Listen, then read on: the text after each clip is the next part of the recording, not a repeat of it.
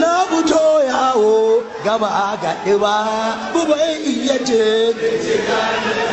na fito yawo gaba gaɗi. Gani ina sake fitowa karo na biyu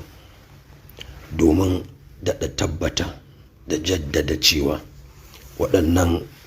maganganu waɗanda suka jawo cici-kuci wanda suka fito daga bakina game da ma'aiki sallallahu alaihi wasallam, cewa lallai na janye su na kuma janye su tare da roƙon ubangiji ya sanya haka ya zama silar rahama da gafara da jin kai gare ni da dukkan al'ummar annabi masoyansa baki ɗaya, ya kuma ƙara wa wannan shugaba namu sallallahu alaihi wasallam ɗaukakar daraja da ƙarin makami a duniya da lahira. Wassalamu alaikum wa rahmatullahi ta'ala wa barakatuhu.